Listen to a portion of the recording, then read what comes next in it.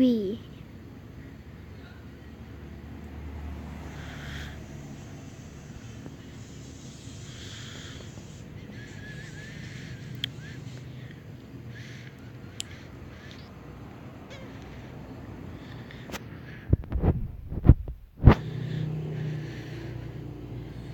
วันนี้เล่น PE เท่าไหร่เนี่ยจำไม่ได้ ตัวตีมาแล้ว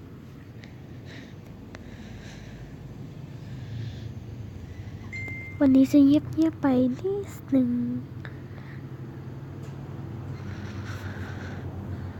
โอเคนะเล่นวันนี้ได้เป็นสาวสวนนะฮะคุณหมอเต็มเลยแล้วก็เล่นเป็นคุณหมอ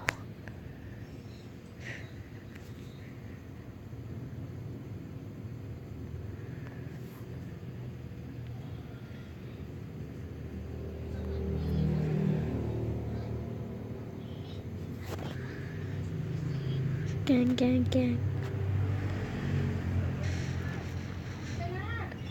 โอเควันนี้มีแต่คุณหมอนะ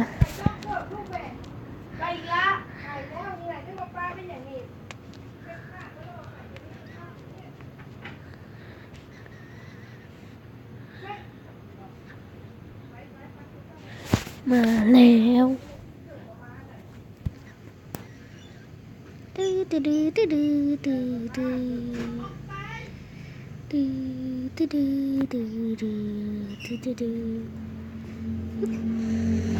ปั่นไฟ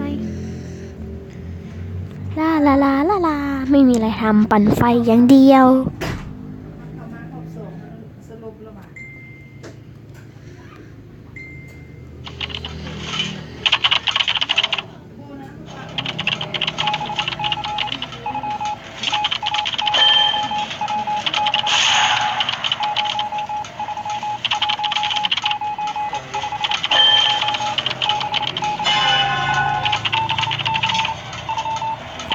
อะไร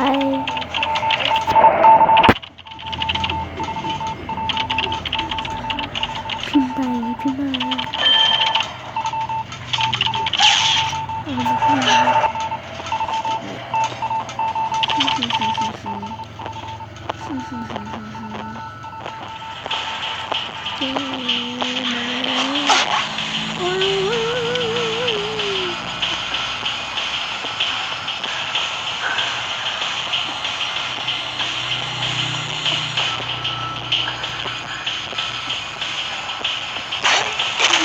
เขาเรียกว่าจุกจริงอันนี้ว่าจุกจ้ะมันตามมาไม่เรื่อย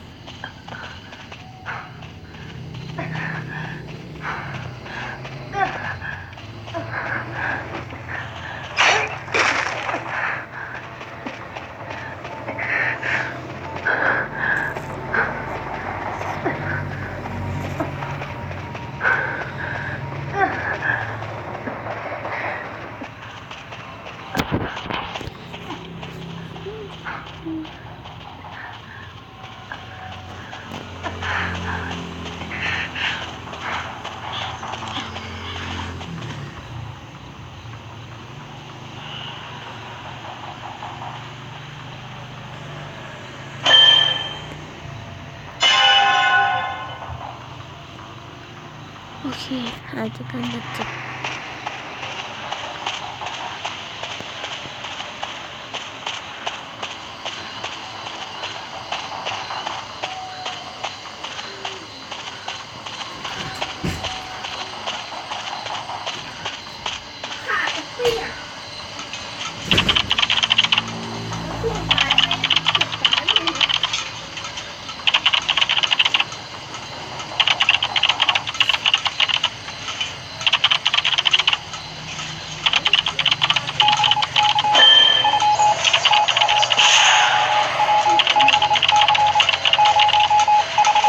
วันนี้ตามไม่ได้นะไม่ต้องสนใจเสียงอื่น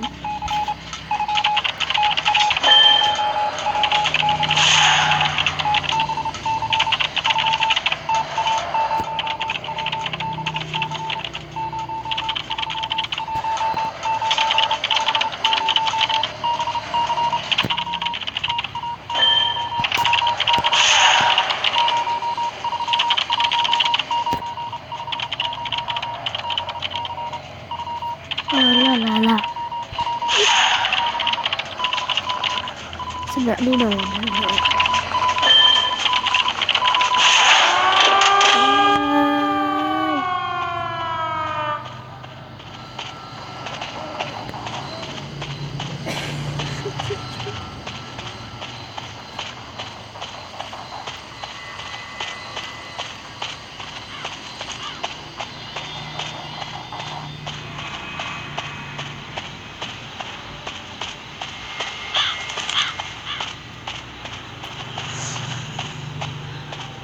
เจอประตูแล้ว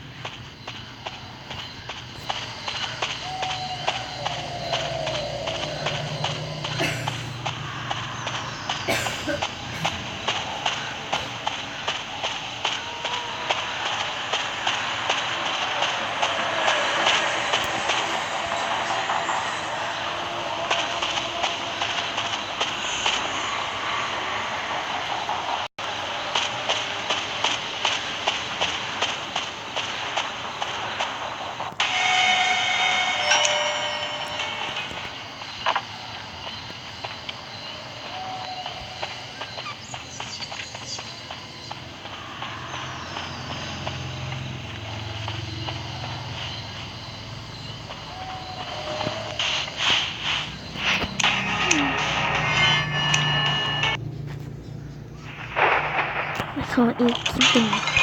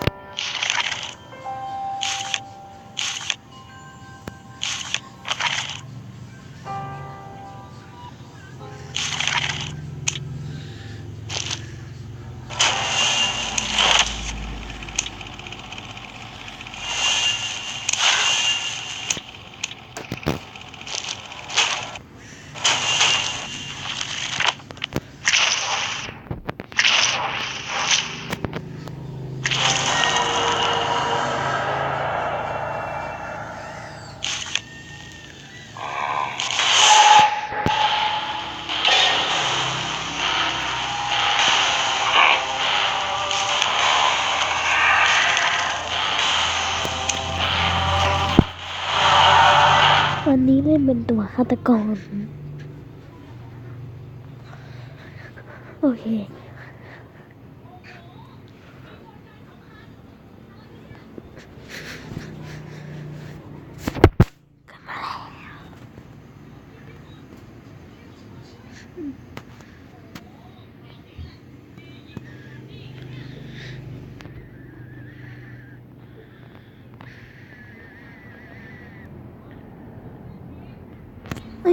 นั่นไพ่อ่ะ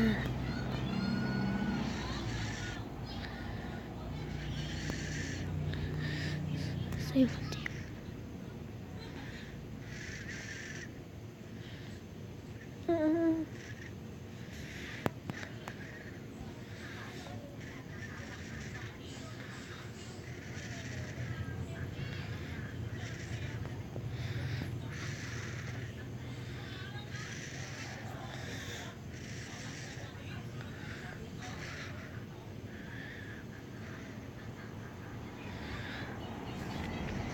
ไม่โดนอ่ะ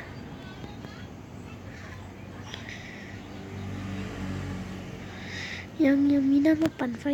อีกอ่ะเห็นไหมค้าง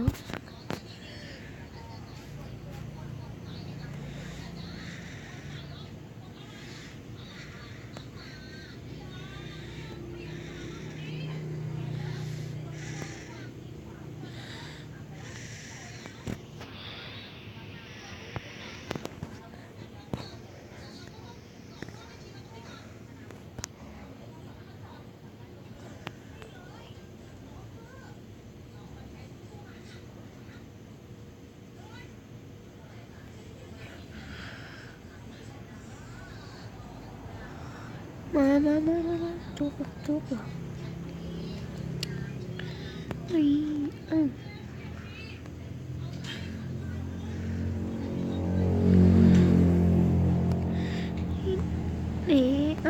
ดูดีกว่า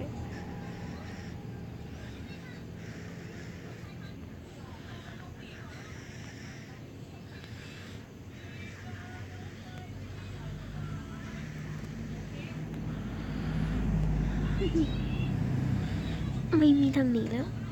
โอ้ยไม่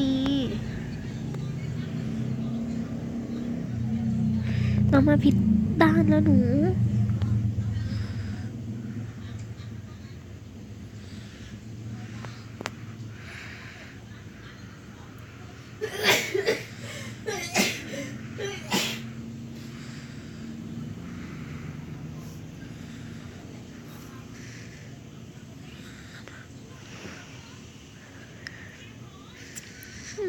หูทิพย์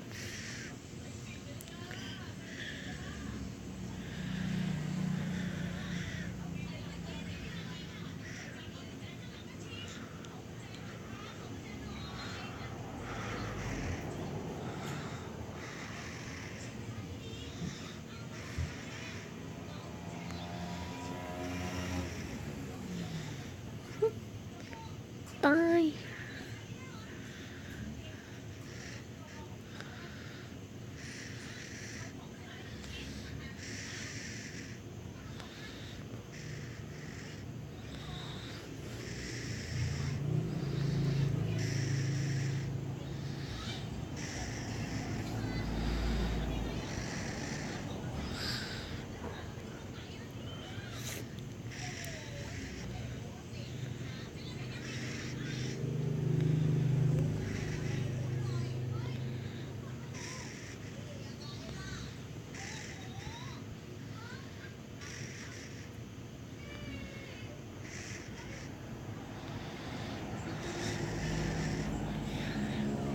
เดินไม่ไหวแต่คลิปนี้จบแล้วกัน บ๊ายบาย